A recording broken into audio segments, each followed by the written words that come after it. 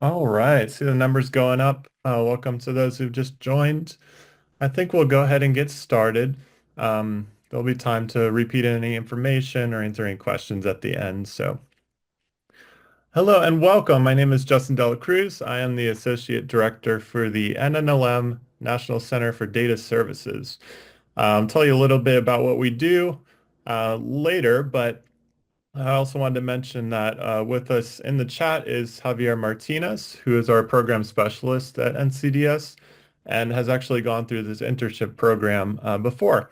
So if you have any questions throughout, feel free to use the chat or comments, or if you just want to chat amongst yourselves, that's totally encouraged as well.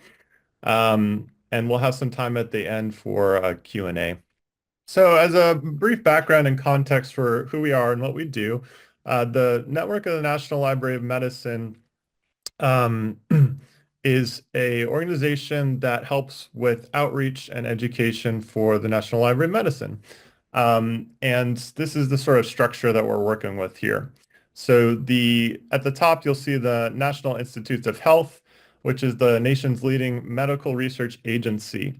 And many of you might be more familiar with different aspects of NIH, including the National Cancer Institute, which is one of the many institutes and centers at NIH. The National Library of Medicine is also an institute at NIH, along with those others. And NLM is the world's largest biomedical library, which maintains and makes available a vast print collection and produces electronic information resources like Medline Plus and PubMed that a lot of researchers and health practitioners and people use across the country. NNLM is the network of the National Library of Medicine, and we do outreach and education on the resources and topics that NLM focus on in their mission. So at the network of the National Library of Medicine, we're made up of 7 geographic regions, and each region has its own regional medical library. We also have several national offices and centers. So our center is the National Center for Data Services, and we work specifically on organizing education around data services, which falls into 2 big areas of research data management and data science. So we work with health information professionals across the country.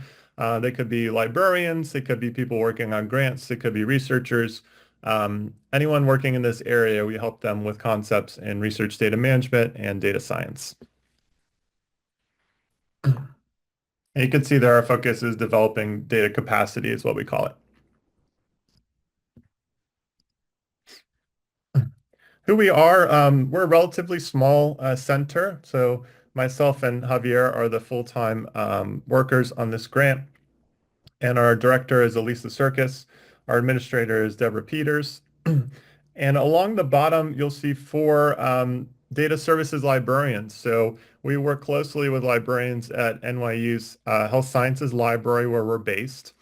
And we work with their data services team who are working on all of these topics on a daily basis. So they're working with their community at NYU of students and researchers and faculty and helping them with all these issues. And they inform how we develop education and deliver it to everyone else across the country. So that's Fred Lapola, Genevieve Melican, Nicole Contaxis, and Michelle Yee. So they work in these areas, they research and publish in these areas. You can find more about what they do online if you're interested. Of all of these folks, myself, Javier, Genevieve, and Nicole are more involved in the internship directly, and everyone else is supporting it as we go along as well.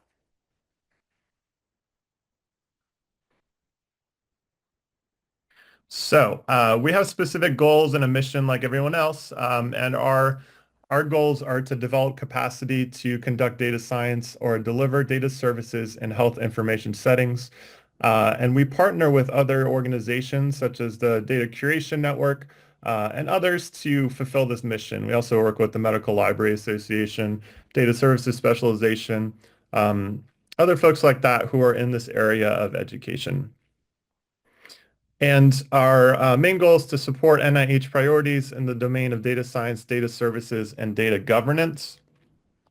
The way we do this is by thinking about it in 3 different ways. We provide provide beginner training for people just getting started in these areas. So maybe a librarian who's transferring into these areas or somebody who just graduated and is looking to upskill. We have fundamentals courses in research data management and data science that are basically 10-week courses on those topics where you can learn from experts in those areas. And we have continuing developmental education in webinar series and other short courses. For example, we did a short course on generative AI applications and health sciences last year. And we've done them on accessibility and data ethics before. So we try and focus on different topics. I'll review a list of sort of subtopics that we focused on in a little bit. And additionally, we develop resources. So we have a data glossary of terms in this area where people can familiarize themselves with data terms. And as part of these goals as well, I think mostly fitting in the development goal, professional development goal is the internship. So I'll talk about that in a second. Building capacity and what this means. So we're trying to, as part of our whole mission, not just educate people in like a classroom setting and give them lectures and homework and things like that, but also to provide practical hands-on experiences. And so the internship is a big part of that. We try and provide data projects that people can work hand in hand with folks who are already doing this in their careers. So you can learn from people who have been doing this for a while. And that includes obtaining soft and hard skills for data librarian positions, including how to work on a team, how to build a network, understanding data and its research data lifecycle, working with data analysis, visualization, how to report on it, things like that. Um, this is our flagship program, to be honest. It's the thing I'm really interested to work on every year to put together topics and guest speakers and trainings, workshops, and other things for our intern groups.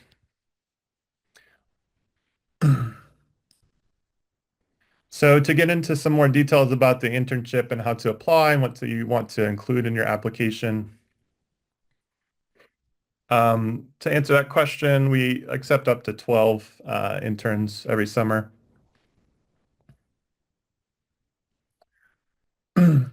Our overview of the internship, and then I'll also address some of those finer points, like a number of applicants and such. So this is a 10-week fully online summer internship running from Monday, June 2nd through Friday, August 8th.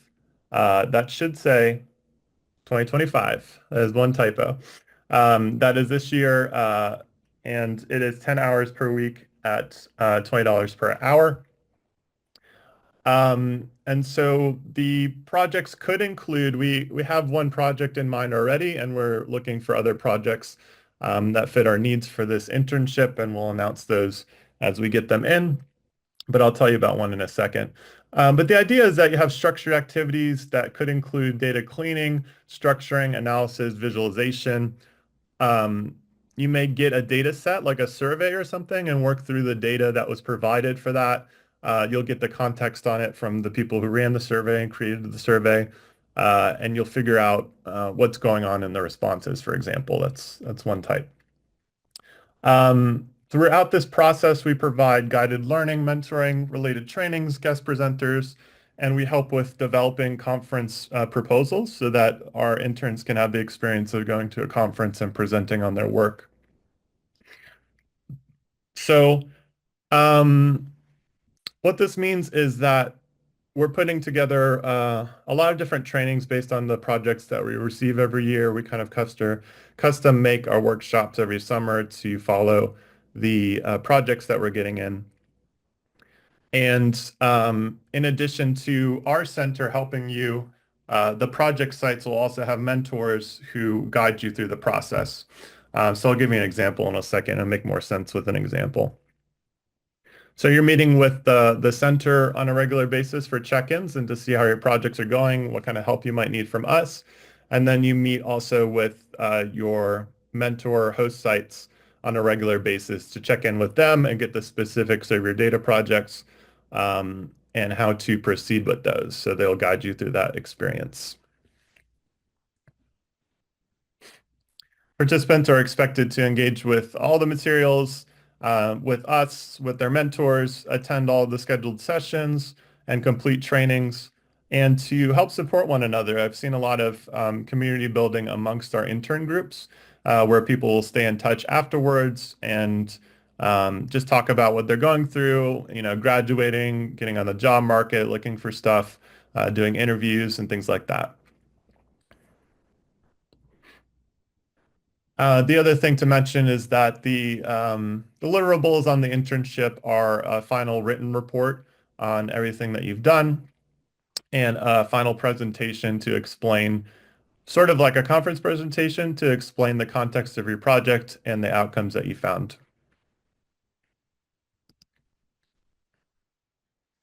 So every summer we accept up to 12 interns, and we usually have 4 host sites, which means we can break up teams into 3 interns per host site. And the idea for this model is that each team of interns will work on the same data project or the same topic in terms of maybe you have a survey, maybe you're working with field notes, maybe you're working on a guide to a particular area of data curation.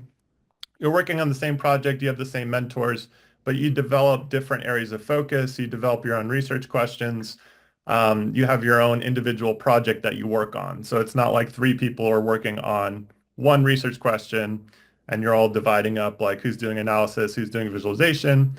You're doing everything for yourself, but other people are doing that too alongside you. So you can talk to them about the data, you can share your struggles and successes with the project, and they'll understand because they're working on the same project with a different research question. Here's an example from last year that hopefully will shed some more light on the process. Um, and uh, and then I'll give you an example that we have coming up this year. So this was the Data Curation Network, which is a series of institutions who kind of come together to talk about data curation best practices, provide education in this area, including creating guides and looking at things like this. So they're looking at cleaning, analyzing, and visualizing data to understand the role of a data curator through job postings. So they found a website with a bunch of job postings that are totally public and available and considered that to be their data set. And were able to download that and work with interns to review that data set and find some interesting things. So they're looking to investigate similarities and differences for data curation postings across listservs, institutions, websites, wherever they could find public information on job postings. And the team investigates trends and positions over time to see what's happening, how things are changing. And so they get a lot of specific information on data curation and data curation job postings. So if they're interested in that area, that would obviously help them to understand what kind of jobs are out there, what kind of skills are needed, and to focus on those if they want to work in this area. The skills that were developed, the curated workflow for data curation is their model of working on data curation through a series of steps that brings them through the whole process. So they taught the interns that over time. They worked with Tableau for data visualization, and they used OpenRefine for data cleaning. So in this example, the interns, I didn't share their visualizations because I didn't check and get permission with them, but I wanted to give you like a broad overview of what each one did. So one of our interns created a README file for the data set to describe what's going on, and also did a visualization of the number of jobs posted from 2006 to 2024 from this data set. Another intern on the team created a visualization about the number of jobs in cities and states that were near them. So thinking about this practically, okay, well, if I'm looking for a job and I see this data set of jobs, then I'm going to focus on what's in my area, what has happened over time, and the number of jobs that we've seen in this particular area of the country. And then another intern looked at salary trends from 2006 to 2024, saw a positive, upward trend in the salary amounts posted, and found and reported the median range. So for each of these, they wrote a final report and did a final presentation this is what my research question was, this is what my outcomes were. Look at my visualizations and let me explain like what my methods were for doing this. So thinking holistically about the project, doing some reflections, and writing feedback for us. What else could have helped in this internship? What was beneficial? What was more of a roadblock? So that we can use that information to update the experience for the next batch of interns.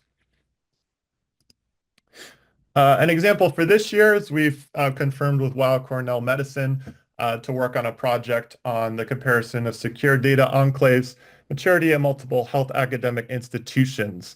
So they're going to do analysis of survey data from secure data enclave managers and faculty at libraries and core facilities. Survey analysis, they'll tell the interns what all that means and explain the context of that information.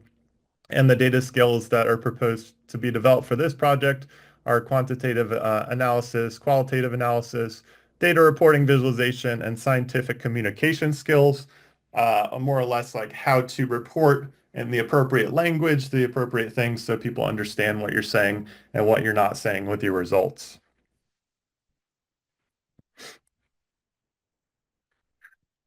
So how to apply? Eligibility is being a current or recent graduate student. So we're saying recent graduate as of the last 2 years from the deadline of the application from a library information services or yeah, a library information services or health program. So graduate student and must be a U.S. Citizen or permanent resident. I meant to say studies, sorry. I'm all wrapped up in data services. Library information studies is usually the acronym for LIS. Application materials, application form, statement of interest, CV, resume. You'll see these outlined on our application, which is fairly brief, but I encourage you to put in the context of your application. So what are you interested in doing? What have you heard about in these areas? What exposure have you already had? So I will say that we don't need somebody who's already super expert, had a ton of internships and done a bunch of projects and can breeze through all of this very easily. We want somebody who's interested in these areas and still has stuff to learn. So you shouldn't feel bad if you're like, oh, I don't even know what a coding language is. That's okay. We have introductory workshops and things for that. So we assume um, when we accept interns, we assume an interest in this area and an interest in pursuing work in this area, and that's what we're going from. So from there, we'll build up on that level and see where we can get you in the internship. So this is just a list of possible subtopics. These are not like the definitive categories that you must list in your application, but I'm pointing you to these terms as a way to get you to explore. Maybe you can search some of these terms to see what's happening in these areas so you have a better understanding of what the topic is. So maybe you could say, yes, I am actually very interested in data cleaning. This is just a broad overview of subtopics of data services that you may or may not be interested in.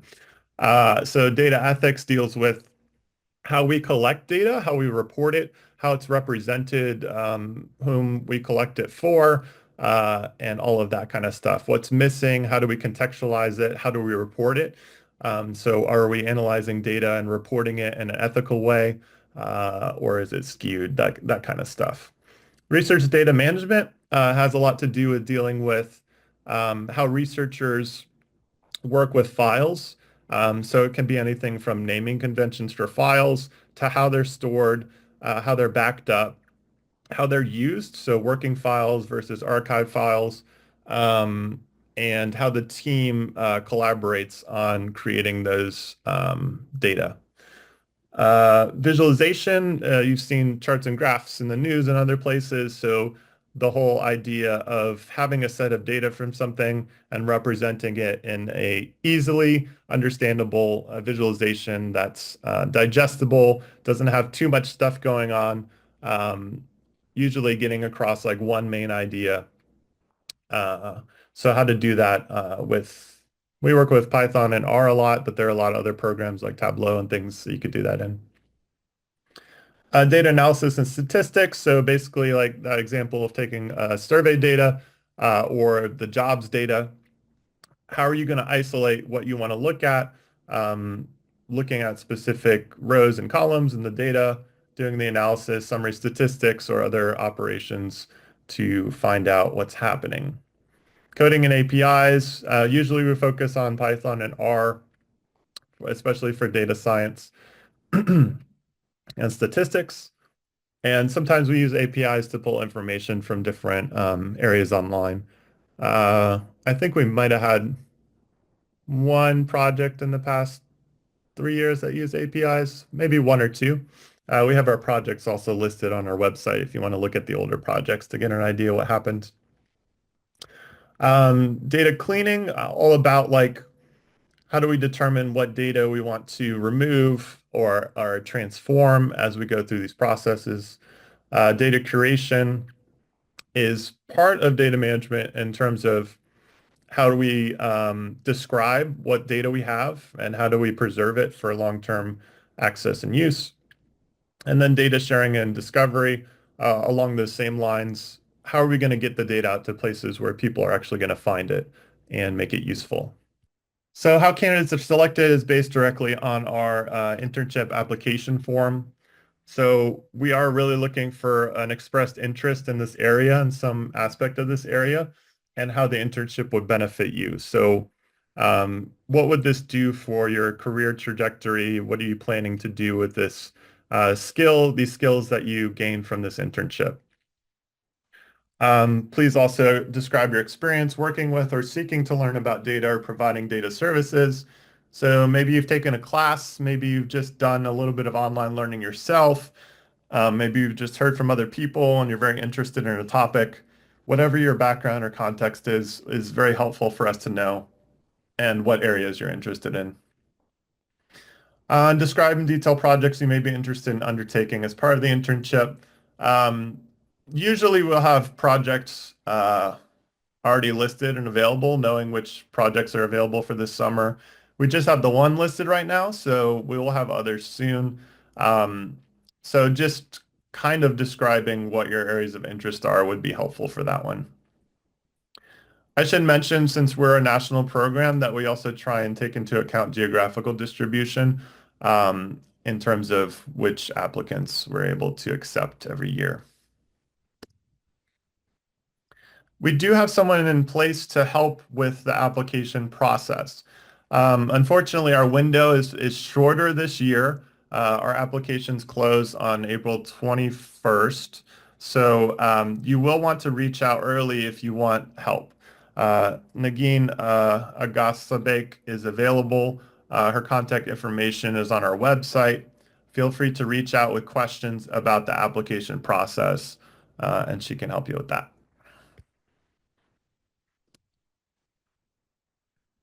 Our timeline for the applications and internship, the applications will close on April 21st, and we will notify everyone on April 28th. The month of May is just setting everyone up, making sure we talk to all of our host sites. We get all of our interns the information they need to be successful. And all the contact information and everything that we need to set up for this process. And also the information about getting paid for the internship. The internship itself, I mentioned, is June 2nd through August 8th. The final week is the week of presentations. And disseminate means to us is that we encourage every one of our interns to develop a conference proposal. And it could be for an online conference, it could be for an in-person conference. And we provide funding to travel to a conference or to present at a conference. So that means the conference registration fee, the airfare, and the hotel and meals. So we also help with that process, and it is very much driven from the interns, though. We encourage them very heavily to reach out to us, let us know what conferences they're looking for. We will help with the conference proposal, with editing it to make sure it's representing the work that you did in a way that's appealing to the conference. and basically talk to you if you haven't been to a conference before, talk to you about what goes on there and how to do the presentation and all of that. So we encourage all of our interns to do that as soon as possible after the end of the internship to try and find a fall conference that they can attend. I have a couple of our links here. We have the internship web page. We do have a LinkedIn where we post information about what we're doing with our classes and things like that. And we also have an email for inquiries about the internship. However, we are here and we have some time. I have been missing all of the chats as I've been talking, so I will go back through that and see if there's any questions that are lingering that I can address. And otherwise, I invite you to unmute or to put in the chat any questions you have about all of it. I've been answering some of the questions, Justin, all Sure. of the questions in the chat, so Great. we can get some other questions. All right. Does anyone want to unmute and state a question? I have a question.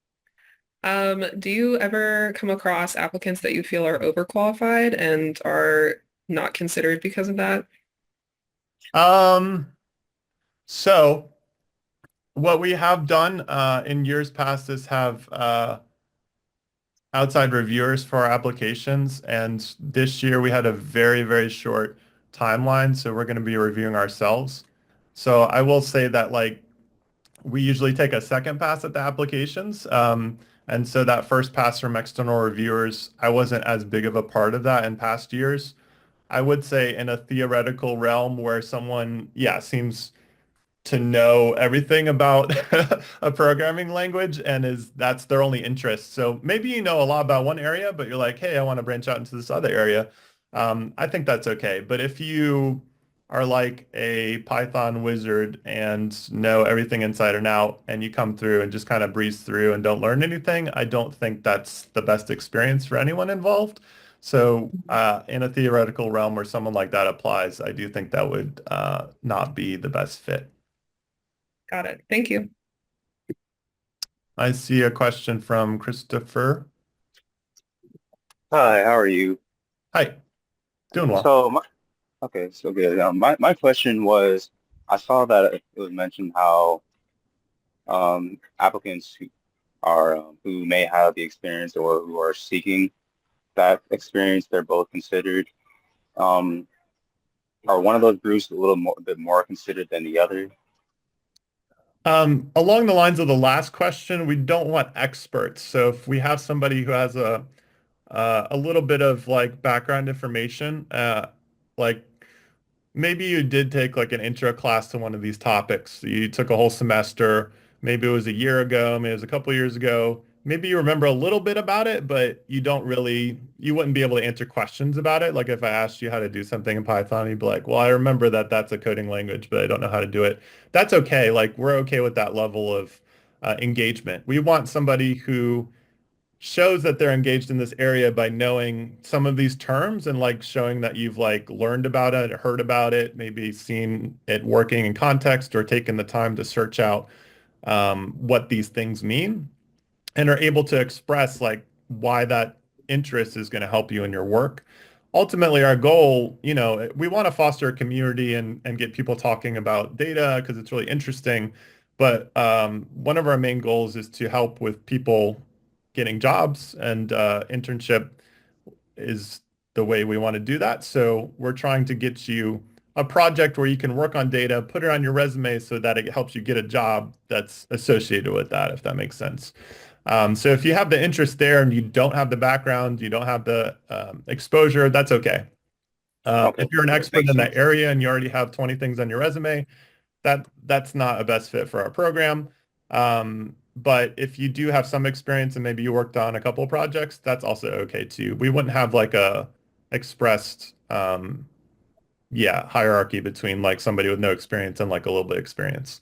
But there is the expert level is not what we're looking for. Okay, great. Thank you so much. Yeah, Angela. Hi, thank you so much, Justin and Xavier. I have a few questions, and I think one of them was already answered in the chat. And apologies, I was a little bit late coming, may have already been answered. The idea of the projects not being up until May, Mhm. and one of them is now posted about the Cornell Medicine one. I appreciate that. So when we are talking about projects, should we be pulling from past internship projects? Should we be thinking about projects that we might be interested in doing or have seen before and might be like to work on? Like, Yeah. how do we answer that question basically if the application's due April 21st? So one thing you could do is say that I'm interested in projects in one of these areas. Mm, So what we try and do, our best approach every year is to try and take the interns we select and match them based on their interests to the projects that we have selected. So we're doing that work. So it would help us a lot if you're like, I'm very interested in education. Like I want to explain to people how to do this. Or I'm very interested in analysis. Like I just want to do numbers and do charts and stuff. That helps us break down like, okay, well, this project is more about education. This one's more about like doing crunching the numbers and stuff like that. So since we don't have the projects listed, if this one doesn't directly appeal to you. If it does, that's great. You can write towards that and how that would be beneficial. If not, that is a good suggestion to go through our older projects since it probably mirror what we're going to do this year as well to see the types of projects. So if you see an older project that you liked, like the older example I mentioned here, like, hey, I really like this example from 2023. I think a project like that would be really beneficial to me. Then that would help us at least show that you know what you're talking about, you know what you're interested in, and it shows us what kind of things you might excel at. excellent. Thank you so much. I appreciate that. Yeah. The piggyback question for that is there was one little sentence in the information online, and it said that there was a rubric. Is Yeah. that available to see, or maybe is the coach able to see that when we do coaching session? I think it's on our website. Let me check to make sure Okay. before I say that for sure. I could not find it unless I just did not know where to look. So,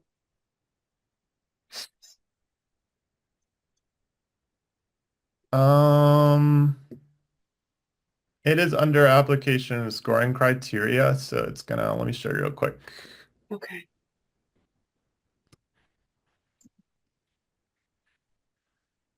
So it's under data internship, how to apply the first accordion under application review and scoring criteria.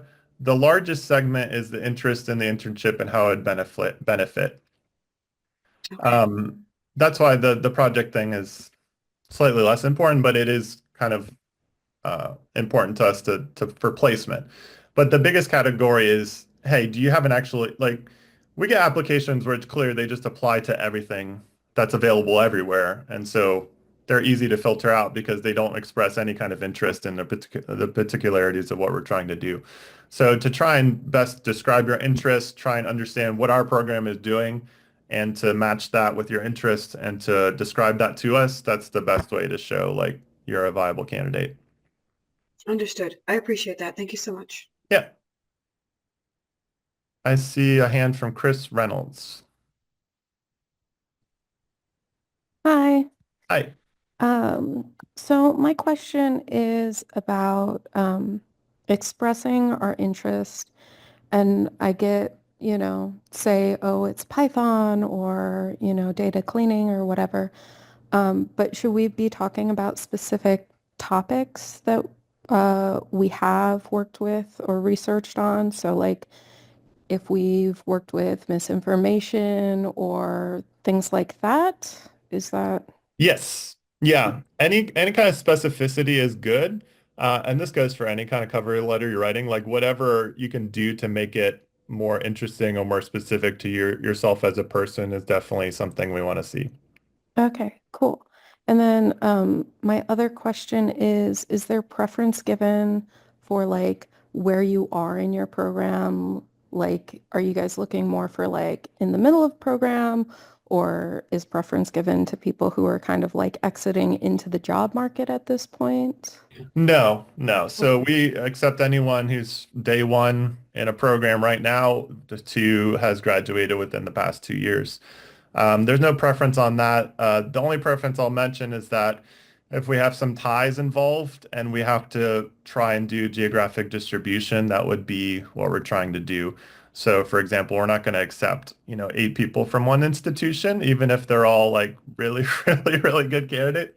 It'll probably be a tie with other institutions, and we'll try and, geographically distribute that. So thank you. And is it Zoe? Yes, hi. Thank you so much for this and to Javier for having this information session. This has been really helpful. I think I just kind of have general questions about collaborative work, which it seems to be dependent on projects, but I'm curious of like what interns have done in the past, especially being remote, and what has like worked through the program, and especially potentially having conference presentations. So in terms of collaboration, so yeah, it's entirely online. So we keep that in mind and we express that to our host sites so they know the limitations and strengths there. In terms of collaborations, we've done things where I've hosted or I've like facilitated a conference presentation with like 3 interns. So I'll put in the proposal with some of their information and then I'll basically like host and moderate the session and then each intern kind of reports on what they do. So in terms of collaboration, it's more of like a broad kind of thing like that.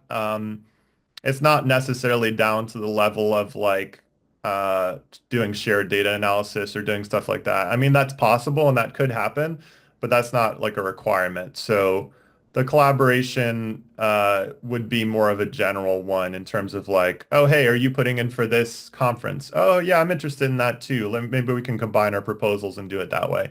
Those are the kinds of like collaborations we do, not necessarily like a team group project or anything like that, if that was the question.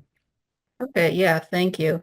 And sort of another one, if like potentially getting this position, what would you say would be areas of focus for somebody to sort of like learn up upon or like practice like before their internship in summer? And again, that might be dependent on group work, like of like what group you would be in, but like what would you say are some things that somebody should focus on, like brushing up or learning more about? Are you saying how to make your application stronger in this time frame to try and like learn skills and stuff? Yeah, that or yeah. So this application period is only 2 weeks. So you won't really have time to like just go and like do a bunch of like learning and stuff. Your time and the application is best spent learning about what's happening in the field, maybe even looking at some like, research or articles or other things in this area. You can start by looking at some of like what our projects are doing and looking at like the names of project sites. If you go and look at like past programs, internship projects. If you like look up the data curation network and just start reading about what they do, and you're like, not too interested in that, then you can go down and be like, okay, well, what is Carey Institute? You can go through a list of things and see, oh, what they're doing does sound really interesting, and then you can use that as part of your application. Like, I found out this thing about one of your past sites, and even though they might not be a future site, like this interested me and I'm showing my interest in this way. So doing that kind of research, showing genuine interest in the subject and describing how that impacts. So what is your personal goal? Like what is your goal in your studies and what kind of work do you imagine doing? And how would this fit into your narrative? That's what we're looking for in the application.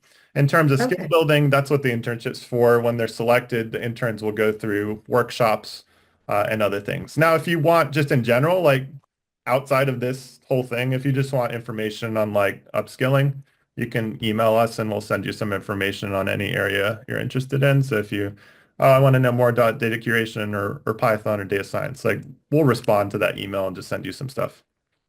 Okay, great. Thank you so much. Yeah. I see Rachel. Hi, thank you. So, with geographical location, I go to school in Ohio, but I actually live in Washington and Seattle. So my geographical location is different from my school's location.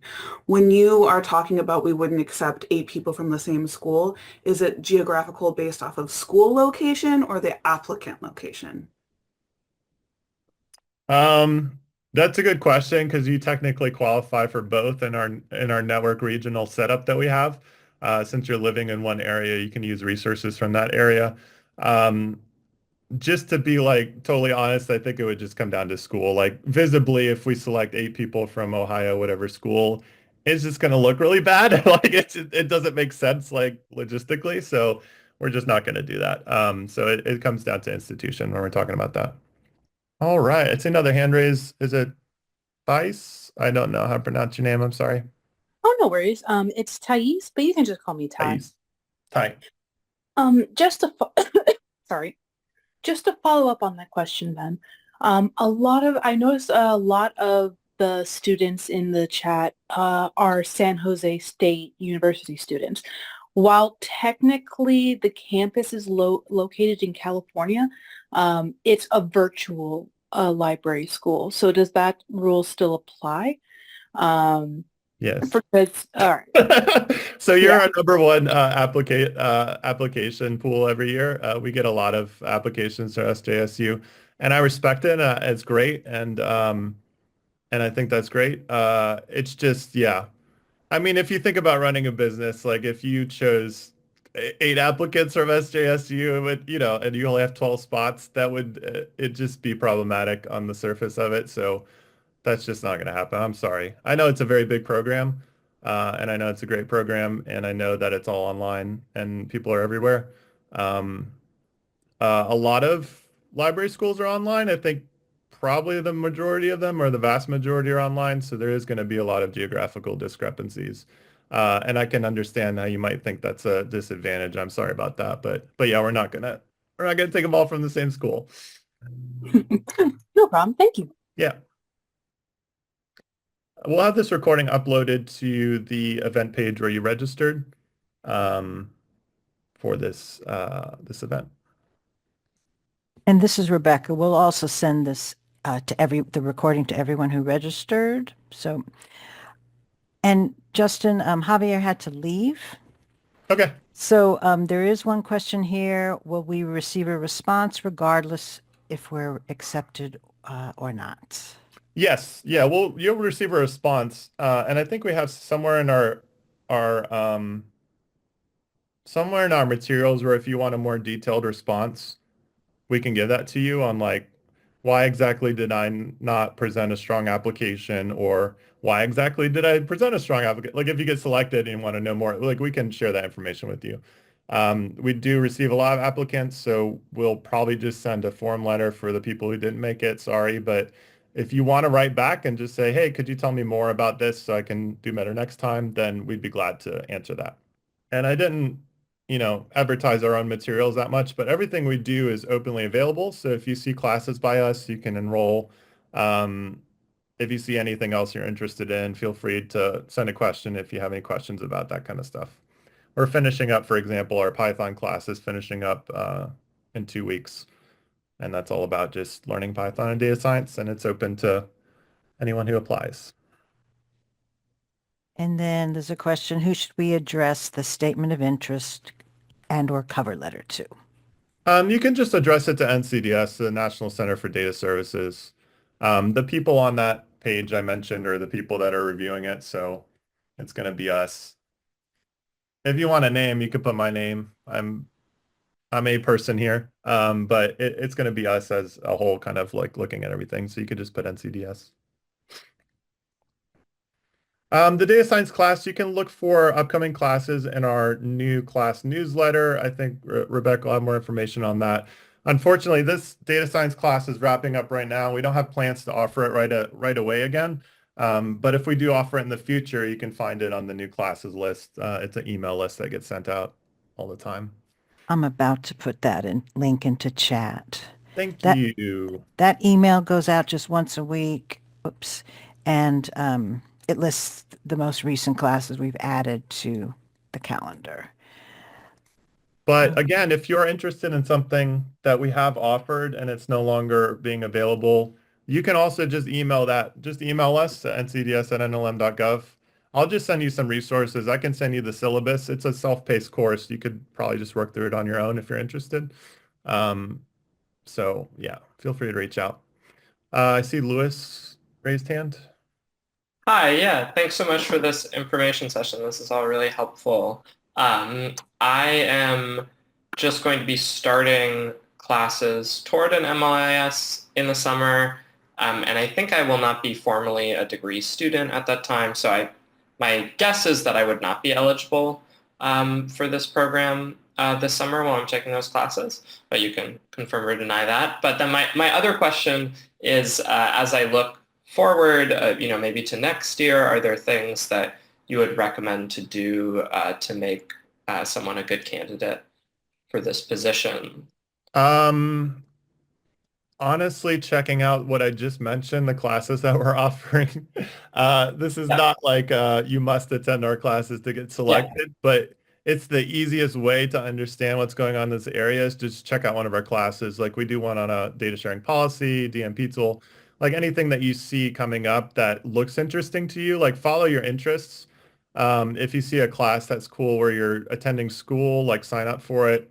If there's a club, like there was a data science club at a place where I worked at before for students, if there's any kind of clubs or even like meetups where you are, like there's usually coding meetups, especially in bigger city areas. I don't know about other places where you can learn Python or R or other things. So you can get some general exposure. But the main thing is like what I said before is like to craft your application, just show interest. So if you have time, if you have a year to spend on this, then look around to different areas in this data services and see what specifically interests you and what are they doing that appeals to you? Like what would you want to do that within your work? For your other question, I would encourage you to just apply and just write in your application what your status is. Okay. Um, Thank you. yeah, and just mention like, hey, I intend to be a degree seeking student at this point, but this summer I'm going to be doing this. Like just explain your context Okay. of your situation and Okay, what you well, have to take that into account. okay, thanks for that encouragement. Yeah. I had one more brief question that's sort of related to what I just asked. So I'm based in the DC area. I'm wondering if there's anything that NLM does in person I mean, I'm not sure if you're based at NLM, actually. Um, is there public stuff at NLM? That's a bigger question I'm not aware of. And I I would, don't think so. yeah, Sorry to interrupt. Yeah. no, I appreciate the help, Rebecca, because I was just going to start spouting something. So if you have direction. Yeah. You know, Okay. they all just went back to their offices. Everybody was work from home for the I know, past umpteen yeah. years. And Yeah. I'm fairly certain there's nothing in person. Now, sometimes our regions do something, but in person, but that's also very limited. So, because Absolutely. our travel is Yeah, limited the right now. NIH campus has their own security and stuff like that. So it's, I don't know exactly what those protocols are. And I'm not sure about public events. But again, if you find any institutions in your area or any like public events or people speaking or interest groups, recommend just following that kind of stuff. And otherwise, feel free to write us an email. We'll send you online resources because all of our programs are online. So this is what we do all the time. So I have recommendations for other things outside of what we do. There are other organizations doing similar things. I can send you those things too. So yeah, feel free to email. Okay, cool. Thank you. Yeah. Somebody mentioned Library Carpentries is one of those organizations. They are very big, very nice organization that shares all of their education materials for free. You can do it self-paced. You can sign up for a live course. You can go through their training to become an instructor with them. It's a very cool opportunity. That's a great place to start off the top of my head, librarycarpentry.org. Thanks for sharing that. Good luck with your applications. If you have questions for the applications, please email Nagin. If you have some clarity or some questions of clarity about the application, please email us ncds@nlm.gov.